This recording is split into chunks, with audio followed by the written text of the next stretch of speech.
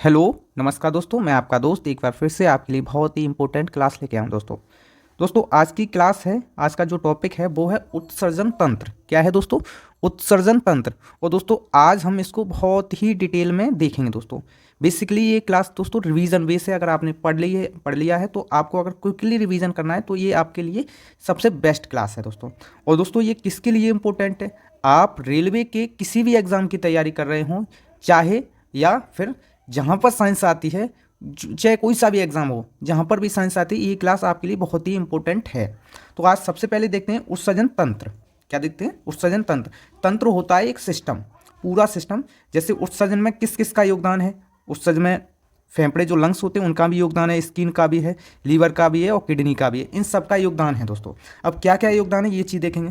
जैसे जो फेफड़े होते हैं, लंग्स, इनसे क्या होता है, हम कार्बन डाइऑक्साइड को बाहर निकालते हैं। स्किन से क्या किसको निकालते हैं? पसीना को। लीवर से यूरिया को, ठीक है दोस्तों। और किडनी से यूरिन या मूत्र को। इसको बेसिकली बहुत अच्छे से देखेंगे। अब इसमें जो मेन है किडनी, और किडनी में भी क्या? यूरिन। अब उसके लिए हम देखते हैं, जैसे ये एक लीवर है तो यहीं से स्टार्ट करते हैं। हमने खाया, जैसे प्रोटीन हम खाते हैं, तो प्रोटीन का जब पाचन हो जाता है, हमारे जो पाचन तंत्र है हम उसको भी पढ़ेंगे। जब पाचन तंत्र में प्रोटीन का पूरी तरह से पाचन हो जाता है तो हमको क्या मिलता है? हमको मिलता है अमीनो एसिड। क्या मिलता है दोस्तों? Amino acid. ठीक है दोस्तों, क्या मिलता है? अमीनो एसिड, यानी एक तरह से नाइट्रिक एसिड, ये हमको मिलता है। उसको ही हम क्या करते हैं लीवर में, जैसे NH3, इसके साथ किसको, जो लीवर है इसमें CO2 में डाल देता है। वही आगे चलकर ये क्या बन जाएगा? यूरिया।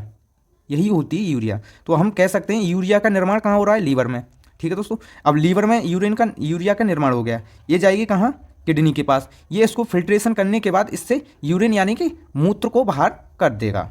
ठीक है दोस्तों, आगे देखते हैं उत्सर्जन। ठीक है दोस्तों, क्या है? उत्सर्जन है, अच्छे से देखेंगे, बहुत अच्छे से, कि शरीर से अपशिष्ट पदार्थ, यानी जो अपशिष्ट यानी जो खराब पदार्थ हैं को शरीर से बाहर निकालने की प्रक्रिया को क्या कहते हैं? उत्सर्जन। अंगों के वैसे समूह जो खराब पदार्थ को शरीर से बाहर निकालने में काम आते हैं उन्हीं को क्या कहते हैं? उत्सर्जी अंग। और उन सब अंगों का जो मिलन है, यानी मिला दें तो उसी को क्या बोलेंगे? उत्सर्जन तंत्र, यानी एक सिस्टम।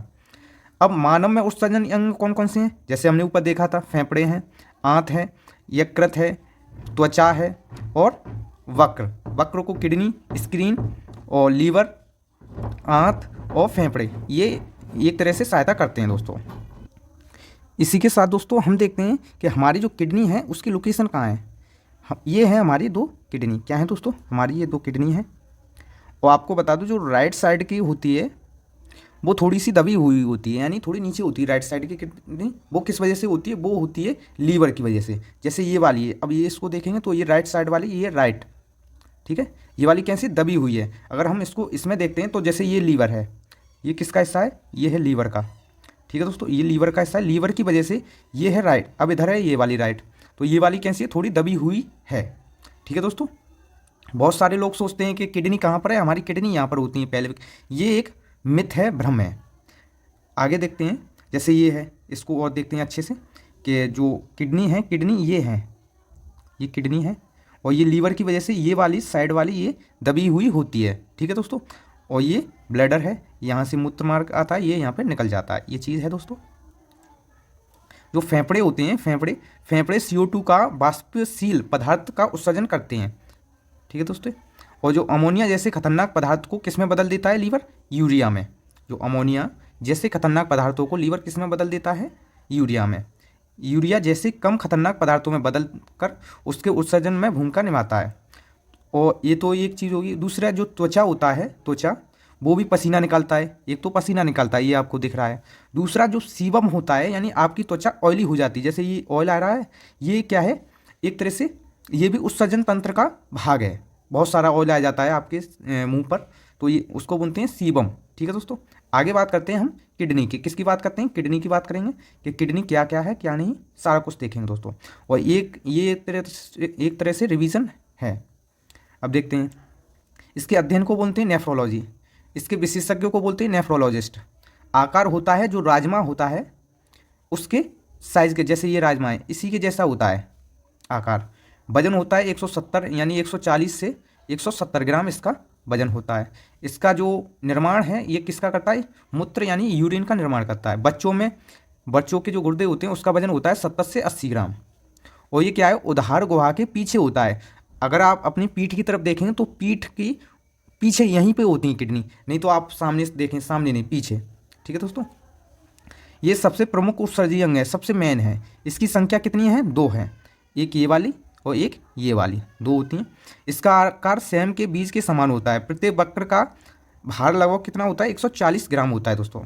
वक्र पेरिटोमियम नामक झिल्ली में बंद होता है। ठीक है दोस्तों, दाहिनी किडनी कौन सी दोस्तों, दाहिनी यानी राइट साइड की किडनी यकृत यानी लीवर के दबाव के कारण कैसी नीचे दसी होती है यानी दबी होती है। ये चीज़ आपको मेन है, ये आपको याद रखनी चाहिए। और जो वक्र होती है किडनी, किडनी का बाहरी हिस्सा उसको क्या बोलते हैं, कॉर्टेक्स। जैसे ये एक किडनी है तो जो बाहरी हिस्सा है उसको कॉर्टेक्स बोलते हैं, अंदर वाला जो हिस्सा होता है उसको क्या बोलते हैं, मेडुला। ठीक है दोस्तों, ये चीज़ आपको याद रखनी चाहिए। वक्र के बाहरी भाग को कॉर्टेक्स और जबकि आंतरिक भाग को मेडुला।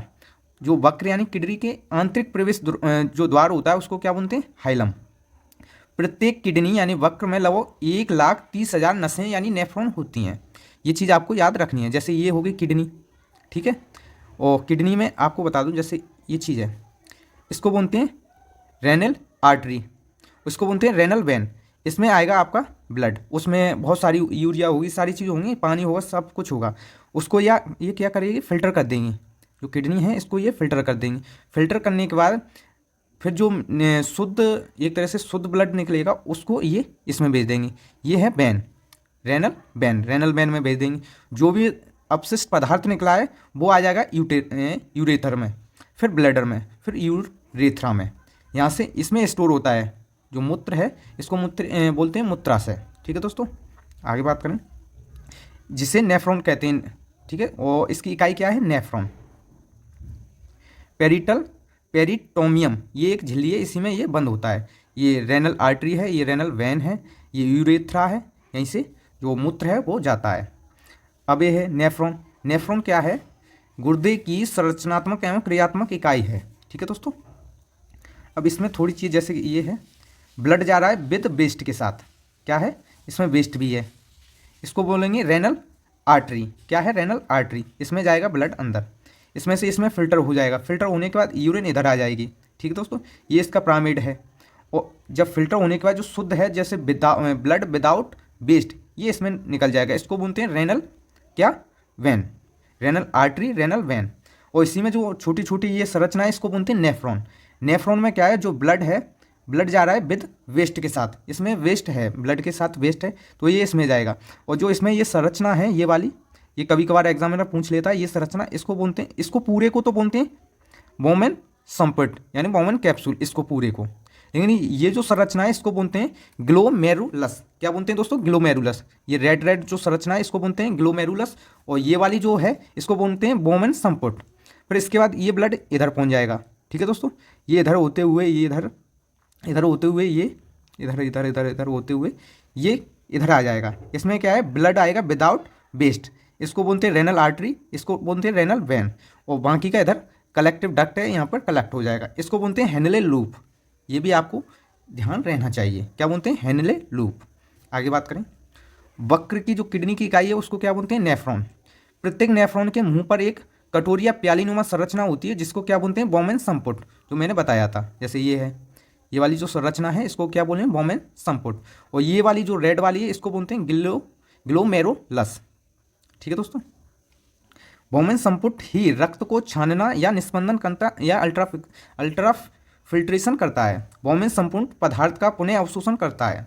वक्र में, जो वक्र यानी किडनी में रक्त को छाना जाता है, इस क्रिया को डायलिसिस कहते हैं।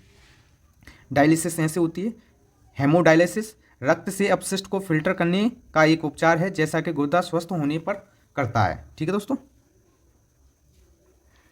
आगे बात करें, ये यहाँ से बहुत क्वेश्चन आता है। एक तो कॉर्टेक्स, एक मेडुला। ठीक है, जो कॉर्टेक्स वाला भाग है इसमें क्या क्या आता है, इसमें आता है जैसे ये ग्लोमेरुलस एक चीज़, और प्रॉक्सिमल ट्यूबल और डिस्टल ट्यूबल, ये किस में आते हैं, यानी पीसीटी और डीसीटी, ये आते हैं कॉर्टेक्स वाले में। हेनले लूप, कलेक्टिंग डक्ट, ये किस में आता है दोस्तों, ये आता है मेडुला में। ये आपको विशेषकर याद रखना है। जैसे ये है, ये आपकी किडनी है, तो बाहर वाला भाग कौन सा है, कॉर्टेक्स, अंदर वाला कौन सा है, मेडुला। तो तो ये चीज़ आपको याद रखनी है। आपोहन की क्रिया पराशर में वृद्धि यानी ऑस्मोसिस मेथड द्वारा होती है। मूत्र या यूरिन का निर्माण कहाँ होता है? वक्र में। कहाँ होता है दोस्तों? किडनी में। अब इसको मैं आपको बता दूं, जैसे कि ये कोई डायग्राम हो,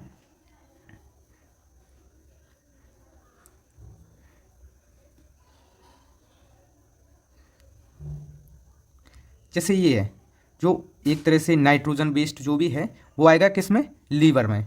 नाइट्रोजन बेस्ड के साथ आपको मिल जाएगी CO2, यही आगे बढ़ जाएगी यूरिया। तो यूरिया कहाँ जाएगी? फिर वो जाएगी किडनी के पास। किसके पास? किडनी के पास। इसके बाद ये फिल्ट्रेशन होता है, तो हम बोलेंगे अगर यूरिया का निर्माण कहाँ हो रहा है? वो हो रहा है लीवर में, लेकिन फिल्ट्रेशन कहाँ हो रहा है? वो होता है किडनी में। और जो यूरिन होती है उसमें 95% जल होता है, 2% यूरिया होती है। ये चीज़ आपको याद रखनी है। और मूत्र का pH मान कितना होता है? 4.8 से लेकर 8.4 के बीच, ये भी पूछता है। किडनी की लंबाई होती है 10 से 12 सेंटीमीटर। मोटाई होती है दोस्तों 2 से 3 सेंटीमीटर। व्यास होता है यानी डायामीटर वो होता है 3 से 4 सेंटीमीटर। ये इसका काम क्या है? रुधिर को छानना। ये आपको किडनी दिख रही होगी। तो इसमें एक आर्टरी है, एक वेन है, यहाँ से यूरिन बाहर आता है, उसमें फिल्ट्रेशन होता है। ये नेफ्रॉन है इसमें बहुत सारी। प्रत्येक किडनी लगभग 4.5 इंच लंबी, 2 इंच 2.5 इंच चौड़ी और 1 इंच मोटी, ये इंच में है। आगे बात करें मूत्र।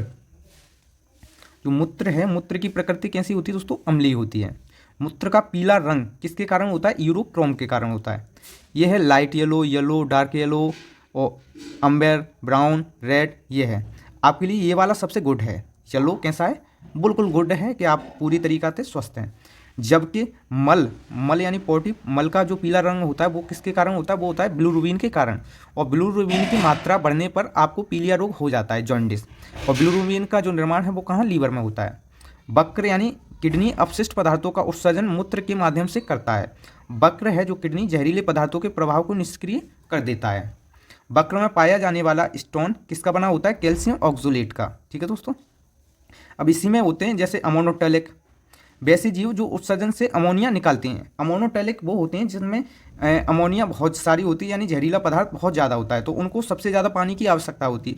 उसे क्या बोलते हैं? अमोनोटैलिक। इसमें आते हैं कीट आ गई, मछली आ गई, हाइड्रा आ गई। जैसे ये मछली है, ये किस में आएगी? ये एक तरह से अमोनिया का निर्माण कर रही है। अमोनिया बहुत ही जहरीला पदार्थ है, इसी को बोलते हैं अमोनोटैलिक। आगे बात करें यूरियोटॉलिक। क्या है? यूरियोटैलिक। वैसे जीव जो उत्सर्जन से यूरिया निकालते हैं, जैसे स्तनधारी, मानव, पशु, ये चीज़, इनको क्या बोलेंगे? यूरियोटैलिक। इनको क्या है? पानी की कम आवश्यकता होती है और इनके शरीर में जहरीले पदार्थ कम होते हैं। आगे बात करें यूरिकोटैलिक। वैसे जीव जंतु जो उत्सर्जन से यूरिक अम्ल निकालते हैं उनको क्या बोलते हैं? यूरिकोटैलिक। जैसे छिपकली होगी, पक्षी, गिरगिट, सांप। आगे वो आते हैं ग्वानोटैलिक। वैसे जीव जो उत्सर्जन से ग्वानिन निकालते हों उनको क्या बोलते हैं? ग्वानिनोटैलिक। जैसे मकड़ी होगी। आगे बात करें कीटों में उत्सर्जन के लिए हरित ग्रंथि यानी ग्रीन ग्लैंड पाया जाता है। पेड़ पौधों का गोंद होती है, लासा होता है और दूध, ये भी एक तरह से उत्सर्जन पदार्थ है। ये है किडनी में स्टोन, ये ऐसे फंस जाती है, इसी वजह से इधर से जो यूरिन है वो निकलती है, तो इसमें बहुत सारा दर्द होता है, सैनी दर्द। आगे बात करें जो मूत्र का संग्रहण स्टोरेज, तो मेल में हो सकता है जो 800 ml, फीमेल में 500 ml। अगर आपका 200 ml तक हो जाएगा तो आपको फीलिंग आने लगेगी जिससे कि आप मूत्र के लिए जा सकते हैं। आगे बात करें जो मूत्र मार्ग की लंबाई है वो मेल में 10 सेंटीमीटर होती है, फीमेल में 2 सेंटीमीटर होती है। दोस्तों ऐसे ही आपके लिए क्लास आएंगे। अगर आपको क्लास अच्छी लगी हो तो चैनल को सब्सक्राइब कर लें, लाइक का बटन दबा दें, जिससे कि आपको समय समय पर नोटिफिकेशन मिलता रहे। दोस्तों धन्यवाद दोस्तों, नमस्कार।